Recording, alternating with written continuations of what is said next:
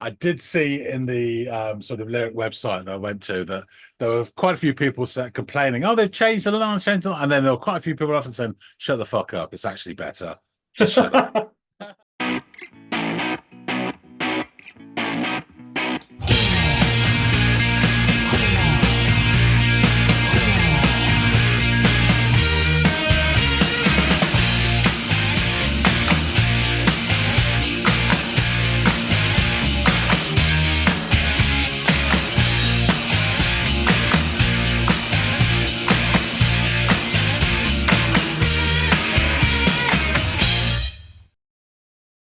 Hey, everybody out there. Welcome back to another episode of the Audiophiles. It's Andy, it's John, and it's time to listen to some music. And as you can probably tell, if you've been around here and watched a few episodes, if I'm starting this off, John is going to be offering up me a tune to go off and listen to. So that leads me to ask John, what have you got in the chamber? So the band is called Black Country, New Road. Okay, Black Country New Road, is that what you said? Okay. Yeah, I don't even know if I've ever heard you reference these guys. If I had, I'm a shit listener, so that probably comes as no surprise. But yeah. I don't think I'm familiar with these guys. Interested to check them out. What's the name of the track by them? Sunglasses. Okay, sunglasses, right? Who doesn't like a good set of shades? All right, well, I pretty much got all the information I'm gonna get at this point. Let me go off, put on the cans, give this thing a whirl, and come back and let you all know what I think.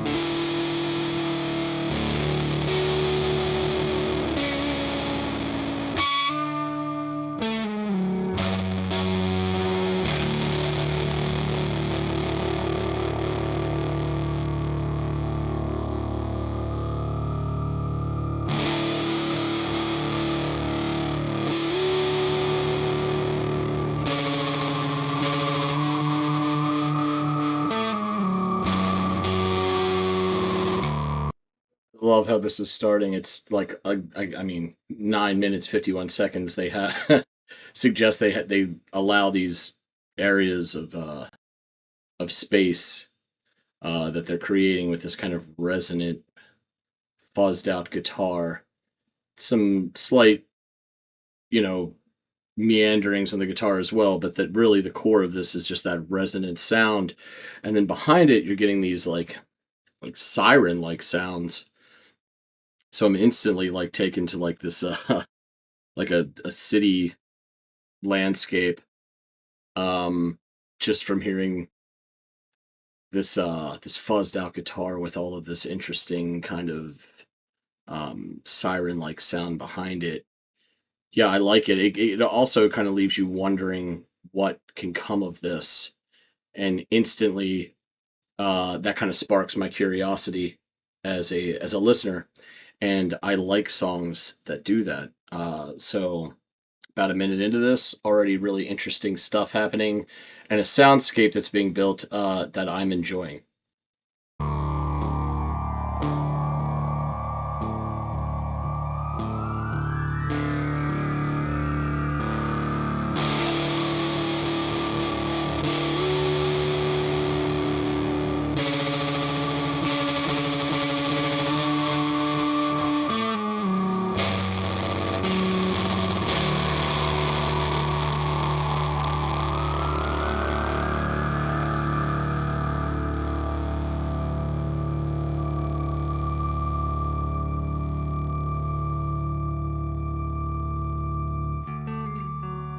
That's pretty.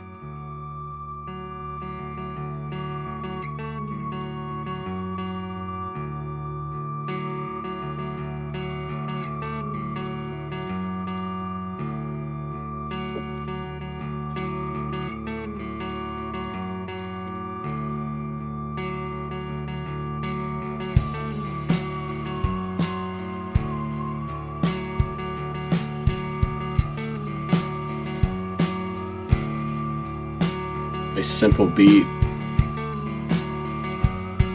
Beautiful guitars.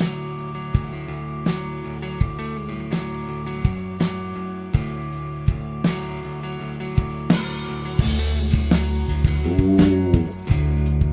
And that bass hits. Becomes rich.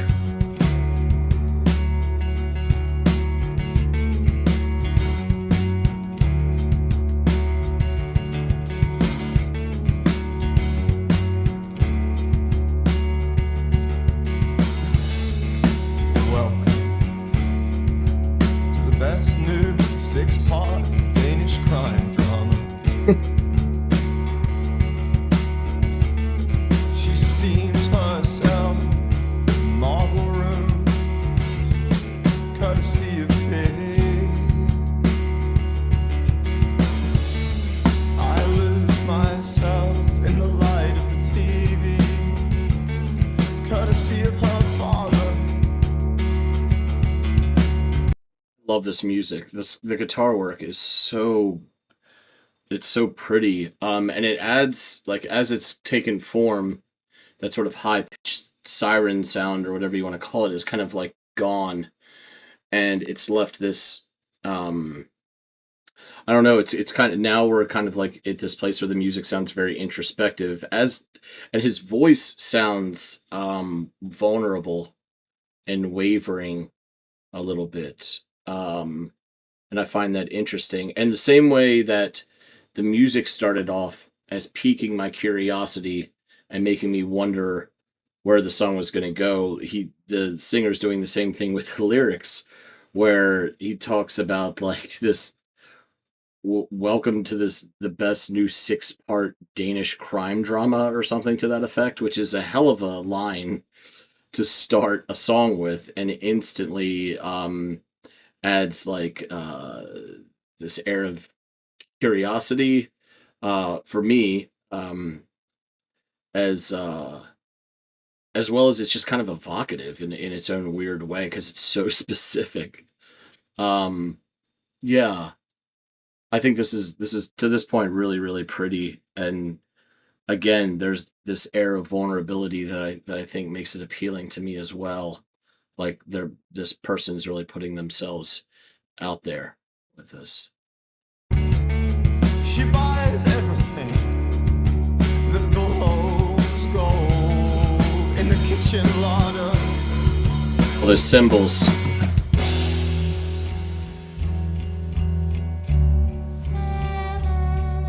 I really thought it was going to open up into something big, but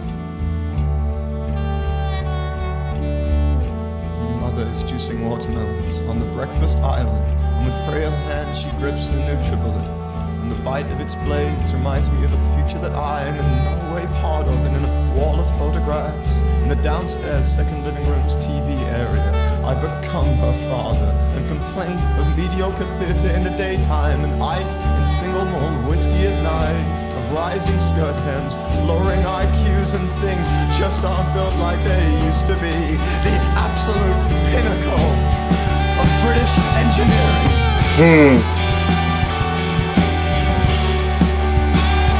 I'm so ignorant now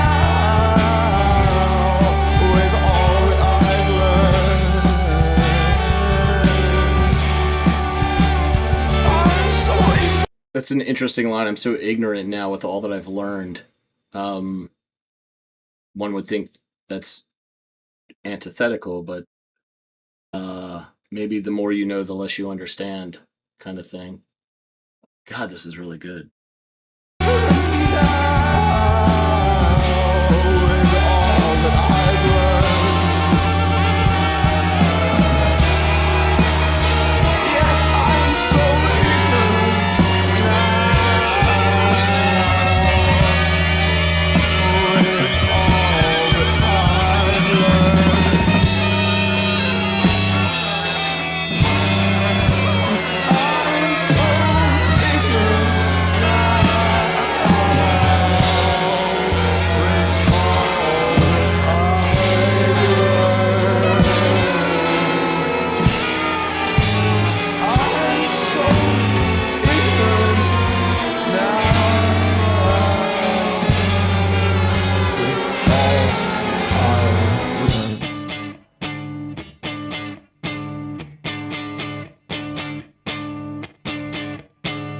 shift in this mood.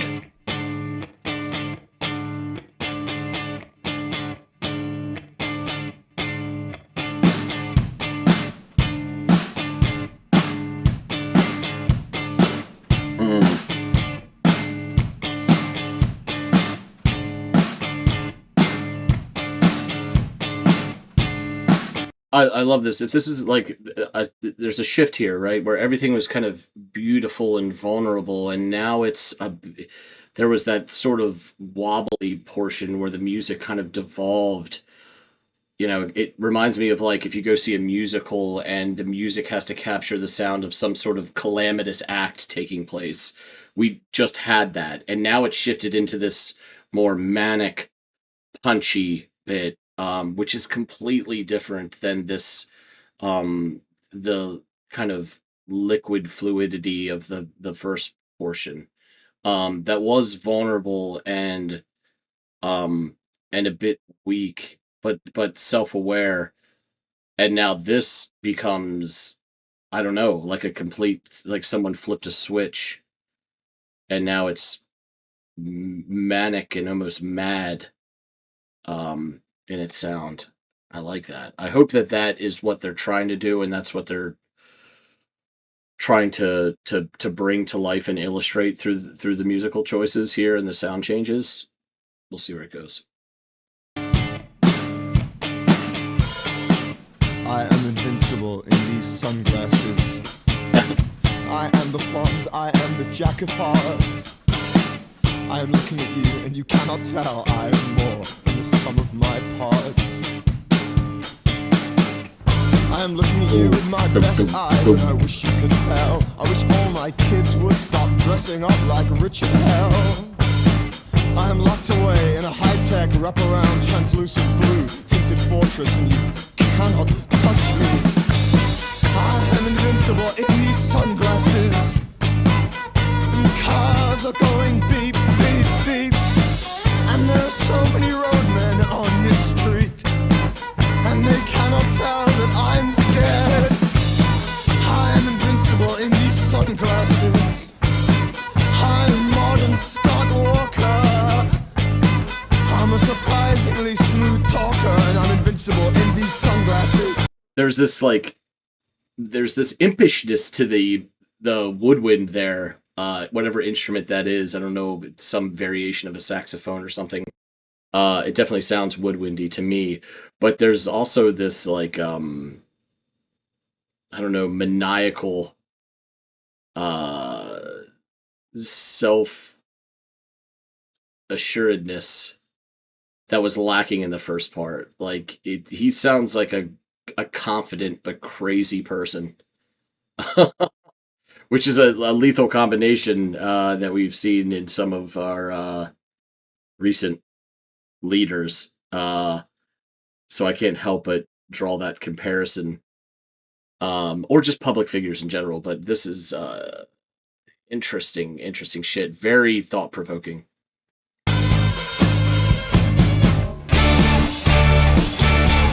Oh.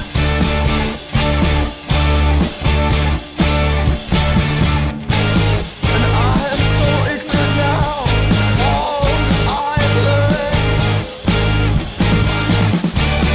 I am so ignorant now,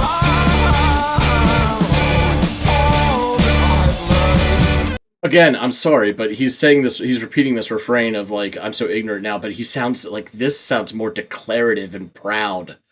Like he's owning that, whereas before, he seemed to be at a crossroads about this realization of himself and unsure of what that means for him. This sounds like he's embraced it and made it like a part of who he is, that he's, dare I say, proud of. An interesting twist in the mentality surrounding that revelation. Oof. Is this how madmen are born? Let's see.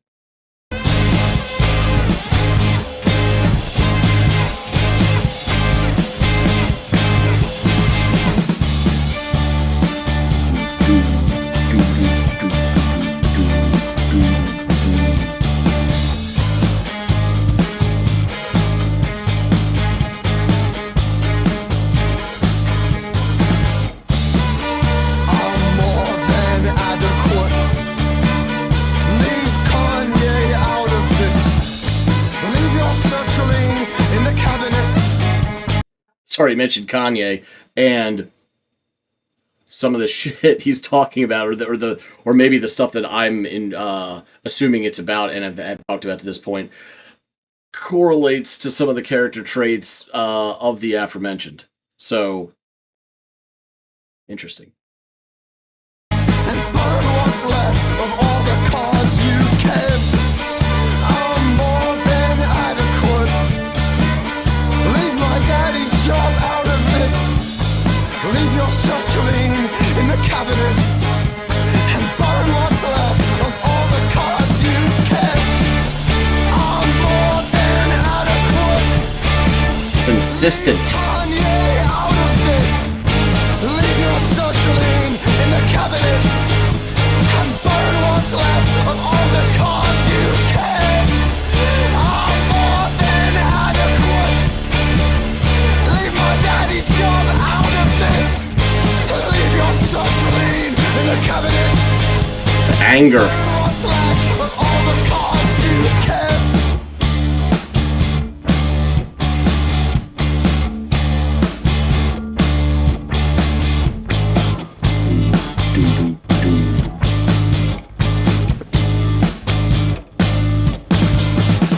She sells chemtrails to the students at B-Dales. I try to free myself from the grip of shrapnel.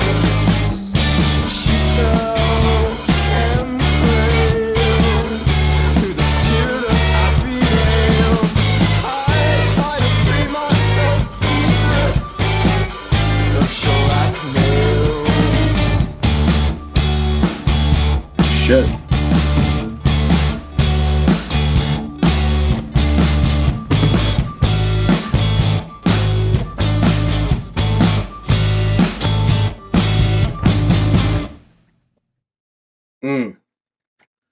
I really enjoyed this. This was one of the more thought-provoking songs that John's offered me up in a bit. That doesn't make it.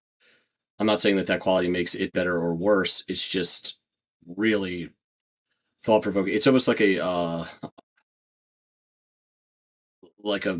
film or a book, and it's the way it tells the story and depicts the character, and the way things unfold, kind of twists and turns. Yeah, it takes me to like other forms of and other mediums of art, and I think that speaks to how perhaps artistic this song is. Yeah, and if my suppositions are correct, my presumptions about what are we are we bearing witness to the devolution of one's psyche, their outlook on life, and their view of themselves. I don't know, but that's what I think. I love this idea of like sunglasses being able to alter your persona or act as sort of this veil to cover up who you are. And a lot of that stuff can be seen behind the eyes, but you can't see it when you can't see what's behind the eyes when you're wearing sunglasses. Yeah. Interesting shit. I really enjoyed this. I'd love to listen to this again several times and learn more about this band. So John is going to help me out with that, and I can't wait to hear what he has to say. Ashby Delazoo, she's back. So, you whacked on the old sunglasses. How did you find them? Oh man, this was a trip, buddy. This tune right here. This was to me, this was so much more than just a song, too. By the time you get to the end of it, you're like, this was a story. It was like a short story. It was almost there were aspects of it that made it akin to a musical, which I know is probably something that instantly makes you, yeah, exactly that face. It makes you that face. But yet it does have these elements, these musical storytelling elements that delineate and put lines of demarcation or signs of evolution, or in this case, devolution, into perspective and illustrate it really, really well. And I think you probably know enough about me to know that I love that kind of shit. Like if you can write music like an author would use literary mechanisms, I've always thought that there was something really brilliant or intelligent about that, to be able to work that and manipulate the listener, or sort of handhold the listener into these different portions or parts of the story that you're telling. Yeah.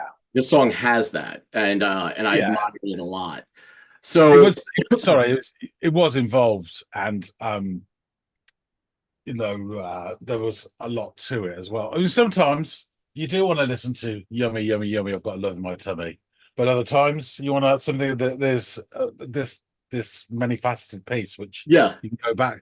I didn't like this first few times I heard it. It took me a while to warm I up could to see it. that. I could see that definitely, actually, because a part of me, I don't think I vocalized it, but a part of me said, I could see John not liking aspects of this or mechanisms used in this. So, anyway, let's get into my notes here that I've scrolled.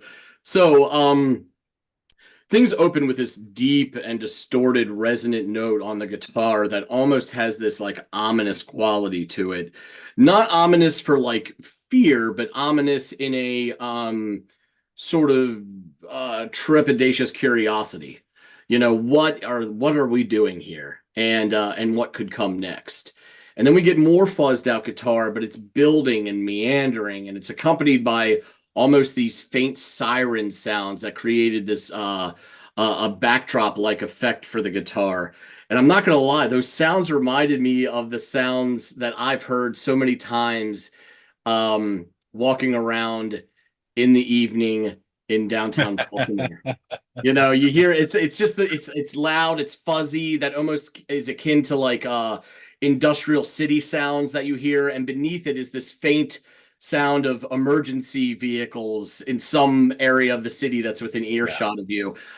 So I was taken there, which is a very familiar place for me, living in the city that I do. Um, and that's not just because of the crime. We're also like a huge hospital and healthcare city. So there's always Yeah. these hospitals and stuff happening. And you hear ambulances and all that shit all the time. But the guitar shifts, also the bass drops, which is really great too, as the drums come in, and richness is encountered. The guitar shifts its tone and style a bit and moves to a more picked style of playing. And soon, as I said, the drums and the bass join the mix. But there's still these ambient, high-pitched sounds akin to sirens that I mentioned, filling out the song for a bit. But eventually they do dwindle into nothing, and the song kind of settles, if you will. And the singer, it comes in this like, it's a deeper voice, but it's still wavering, and kind of vulnerable in its delivery. And it's he opens with these lines, and the lines are almost akin to how the song started, in that they leave you wondering what the hell is going to happen next, because the opening line is the singer welcoming the listener to the best new 6-part Danish crime drama. Now, I love a good crime drama. Hell, there have been plenty about my city. Homicide and The Wire are two great television shows that I love. So I'm interested in this, but I've never heard of the Danish version of them. So I'm I'm like, okay. But again, just that line is so oddly specific, as are the lines that are to come, that it's really interesting and vivid, this picture that he's painting. There's these gentle cymbal splashes, um, and stuttered strikes on the snare and the hi-hat, and it creates this wonderful tempo and beat over which the guitar continues this simple but enjoyable melody. And we get some earnest splashes on the crash cymbal and a roll of the drums, leading me to think that things are about to like kick off, like it's this like sort of this point of culmination that's going to get to something louder. But I've been bamboozled, and what appears to be Kenny G enters stage left and produces these lovely saxophone notes that kind of pull the sound of the music from the grip of an almost like wet sand like texture or terrain into a more airy or floating atmosphere. And I really enjoy that, and I'm curious as to like the symbolism therein, why that decision was made. The vocalist begins again in his wavering, shaky voice to seemingly describe a memory or this instant in time that he's perhaps suppressed. And he speaks of his mother juicing fruits on the breakfast island and how the bite of the juice's blades remind him of a future that he's not a part of. Interesting. And I wonder what that means. He then laments how he is becoming like her father, like his grandfather, I would imagine, complaining about the things that older people tend to complain about, you know, fashion choices, high skirts, low IQ in the populace, and how things aren't made the way they used to be. And I thought that was interesting, almost like he hate, and the picture that he's painting also conveys like upper middle class. You've got a breakfast island, you've got a second living room. Christ, you need two of them. So there's all this, it's all the things that you would think are picture perfect, but the monotony therein of this sort of cul-de-sac life seems to be wearing on the singer, who doesn't really want to be a part of that kind of life, or at least doesn't feel like he fits in, whether he wants to or not. So I thought that that was interesting and evocative, sort of you know, so many of I don't want to go off on anything here, but so many of the some of the worst crimes that are like these shootings and stuff are often perpetrated by the people that you think come from these perfect cookie cutter lifestyles. But there is this sort of this, and they're often white men that come from this, what you think is the perfect picture, but there's not. There's maybe not the best parenting or neglect because they're career-driven parents and the kids are left to their own devices. Shit like that. You know what I mean? And that's the picture that I feel is being painted. So by the time he gets, I'm sorry, go ahead. Things instead of people.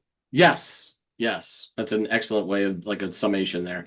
But by the time we get to the line pinnacle of like a British engineering, that line's delivered around the 412 marker, things blossom a bit and the song opens and he laments his ignorance in spite of all that he has learned, which is an interesting and evocative line in and of itself, right? And the music then almost devolves into this wobbly sound, like this linchpin moment of calamity.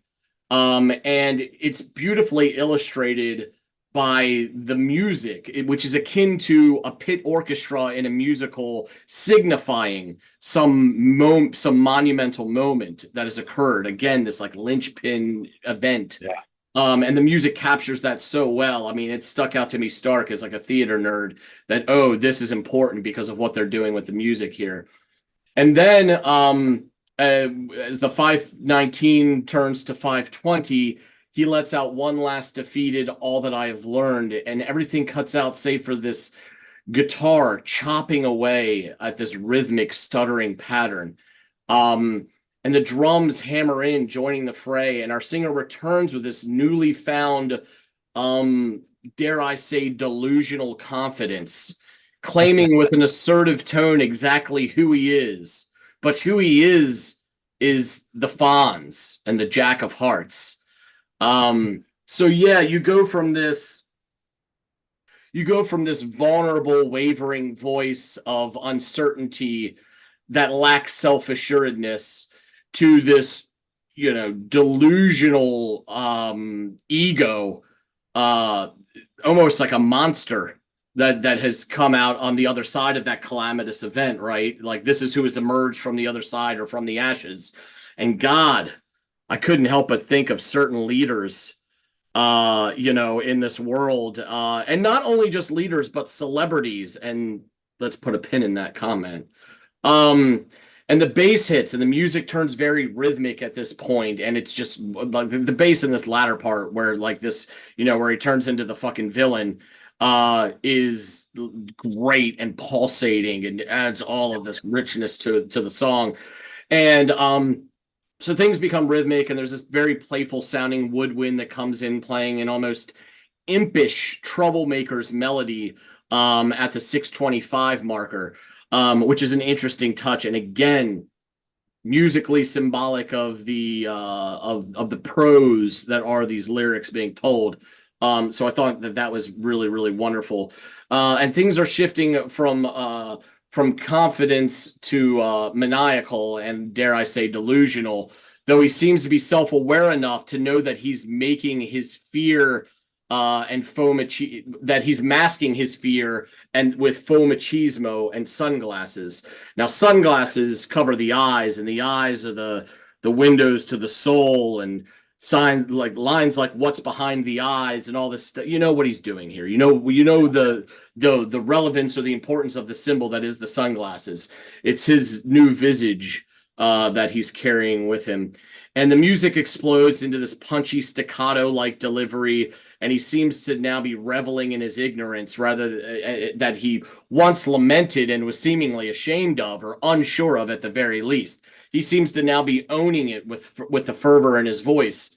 And I adore this newfound pace, particularly in the drums around the 7:30 mark. The guitar is almost like ricocheting off of the drums that are accompanied by more of this almost circus level silliness that the saxophone provides. He then exclaims, and here we can unpin that celebrity comment, that Kanye should be left out of this, and references an antidepressant that he insists can be left in the cabinet. Interesting, because Kanye, when he gets himself in the most trouble with his verbal diarrhea, is oftentimes when he stops taking the medication that's been prescribed to him, and which is, he's come out and said in the past. So he continues to insist that his daddy's job can also be left out of this, all while maintaining that he is more than adequate.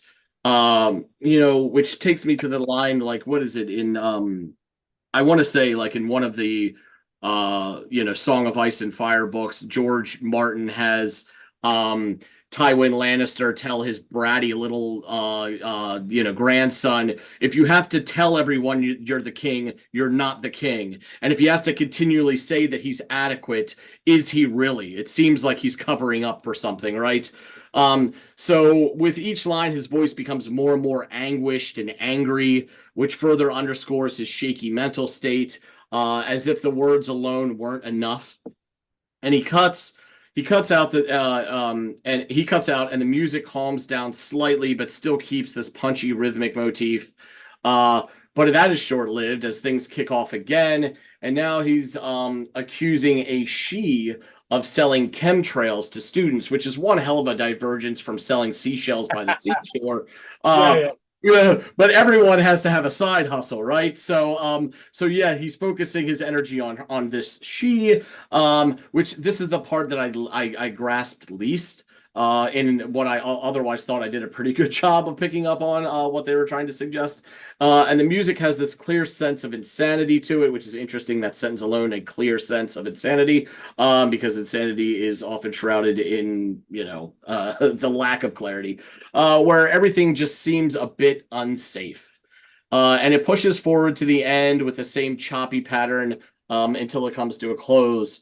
And this, god damn, dude, you've interestingly given me a few songs very close together that are all like instant contenders for like choices of the year for me, and this is going to get added to the list because this was like a I love a good song, but this was like a multiple in one kind of thing, where this was like again some sort of like novella or an interesting play, a short play or performance that I got to witness, where it's not just a guy lamenting the loss of his dog or the loss of a love or something like that. It's far deeper than that. And don't get me wrong, I love songs like that. There's plenty of them. They're peppered all throughout this channel with plenty of evidence to underscore that. But this was something more meta and interesting. And it really, really captured my attention, from that opening ominous fuzz guitar to his weird and very specific allusion to Danish crime dramas, to the emotional roller coaster that would come, and sort of this villain origin story that you watch unfold as the song goes on. It's all really fucking interesting.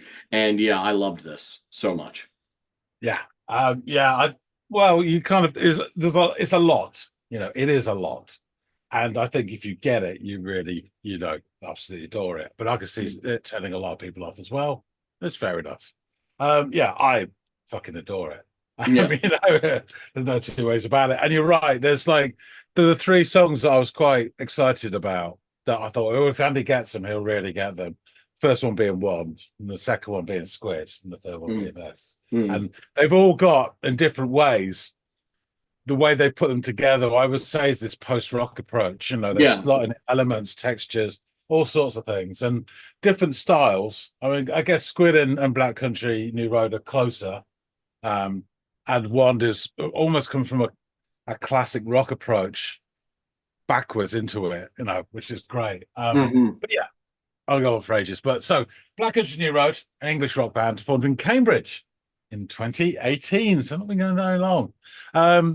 They've been described, quite rightly, as one of the centerpieces of this new scene of very exciting British rock bands that are rooted in experimental post-punk, whatever you want to, post-rock, with that bit of spectre sound, the talk singing vocals. So like Black Midi and Squid, and they've named others as well, which I do or don't agree. Yard Act, probably, and perhaps Dry Cleaning.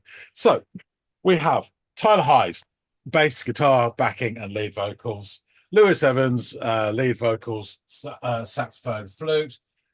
Georgia Ellery, lead and backing vocals, violin, mandolin, guitars. May Kershaw, lead and backing vocals, keyboards, piano, accordion. Were there strings in this song? I think there might have been that bit. I thought I picked up some what sounded like the dragging Subtle, of a bow yeah. rather than the reediness of a saxophone, but I wasn't sure. Luke Mark, guitars, backing vocals. He joined the band in 2019, and Isaac Wood, lead vocals and guitars, and he's the main singer that you hear. They all do lots, as you can imagine. They're one of those bands. So in 2018, Hyde, Evans, Ellery, Kershaw, and Wayne, and Isaac Wood, alongside the then lead singer Connor Brown and second drummer Johnny Pike, formed the band Nervous Conditions.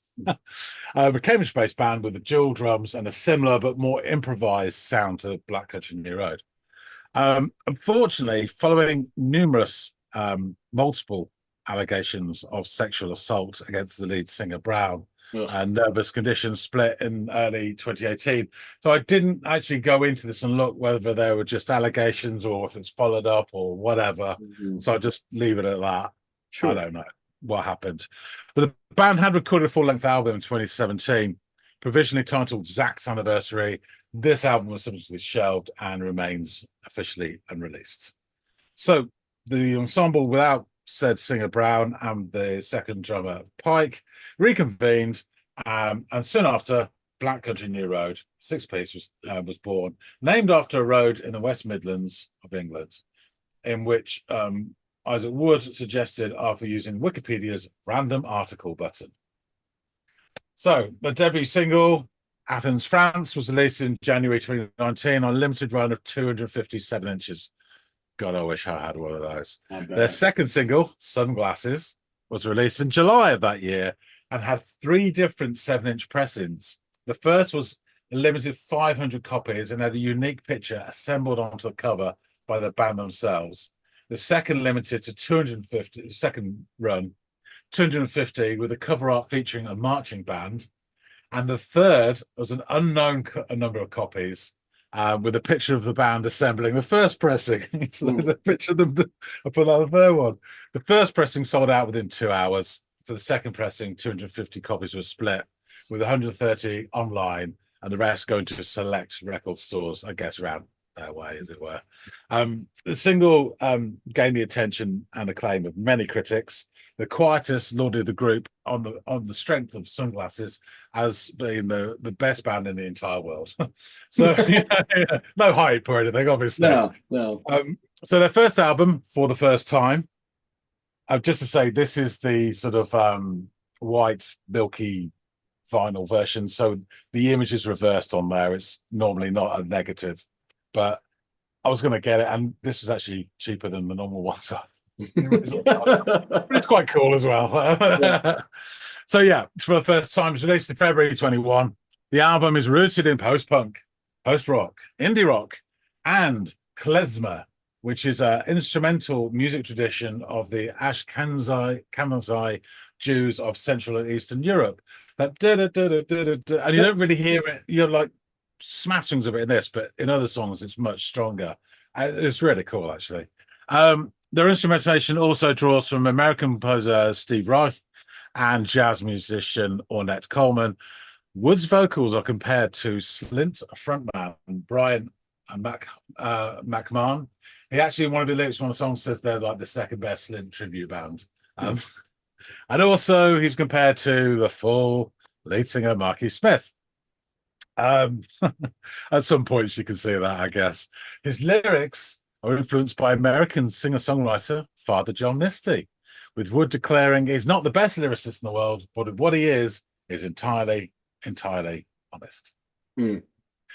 So in January the 31st, I believe it was, 2022, lead vocalist and guitarist Isaac Wood announced his sudden departure from the band 4 days before the release of their second album, Ants from Up There, via the band's Instagram, citing struggles with his mental health.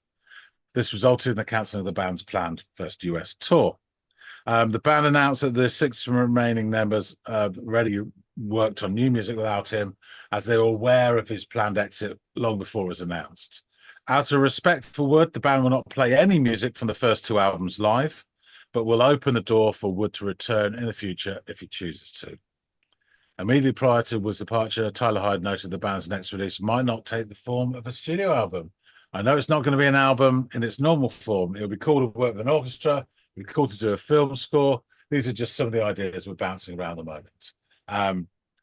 Actually, he had been initially planned to be the band's new lead vocalist with the option to share duties with other members, which is, I think, what they're doing. Ants from Up There, the second album, was released 4 days later, February the 4th, 2022, to universal acclaim. It also debuted at number 3 in the mainstream UK albums chart, which is pretty damn good. Yeah. Right, lyrics. I'll try and annotate some bits, which you got a lot, and and there's loads of shit open to whatever you want to think about it. Obviously, well, to be fair, he for the most part is almost, and this also goes against the grain of stuff I like, almost speaks this. Now, inflection is abound in his voice, but he's not singing this. This isn't choral or anything like that. So it was pretty easy to discern for me. Welcome to the best U6-part Danish crime drama. So this is known collectively as Scandi Noir. It's a big thing in this country. Americans have actually adapted a lot of very successful, like The Bridge and a couple of others as well. I can't think of them at the time being. The one where she's always wearing the jumpers.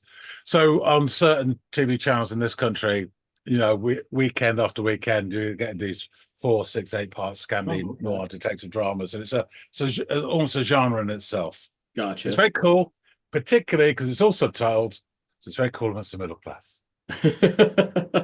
Gotcha. Yeah. She steams herself in marble rooms, courtesy of Pig. I lose myself in the light of the TV, courtesy of her father. She buys everything that glows gold in the kitchen larder. Yeah. Again, larder's a middle class thing as well. Yeah, of course. Mother is juicing watermelons on the breakfast island. Again, working class, it would be a bit of Sunny Delight squash. But yeah, with frail hands, she grips the NutriBullet, and the bite of its blades reminds me of a future I am no way part of.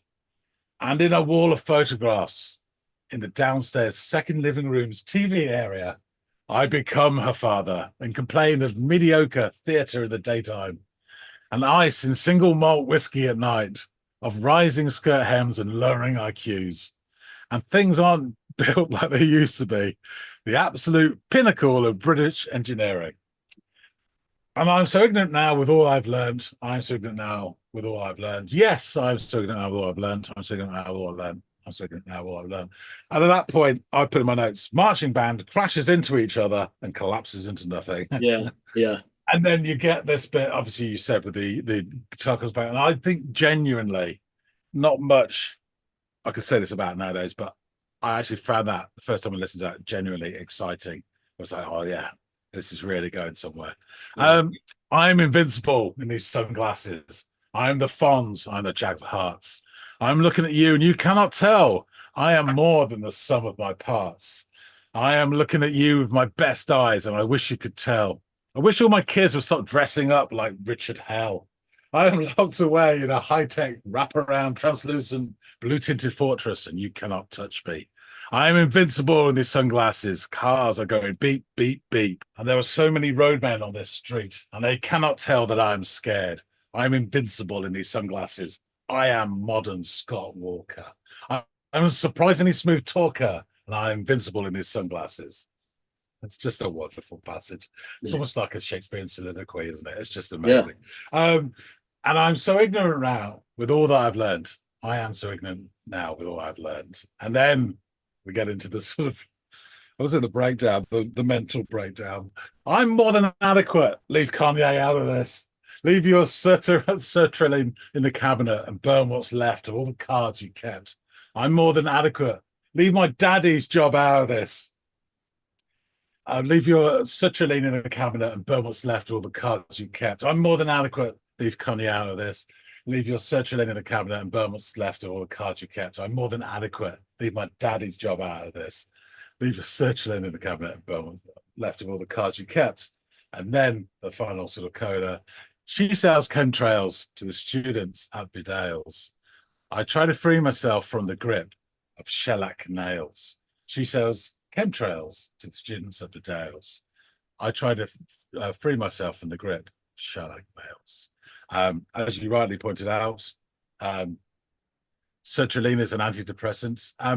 Bedales is a private school in Hampshire. Boarding fees for the year 2024/25 are £46,185.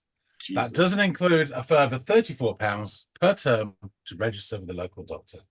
You don't get nothing for free in this life.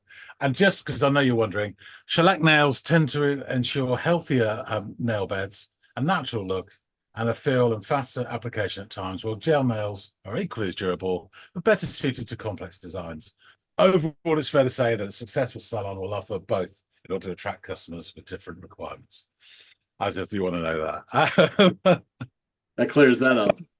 Yeah, Sunglasses is the fourth and is the longest track on Black Country album. There's only 6 tracks on the album, actually.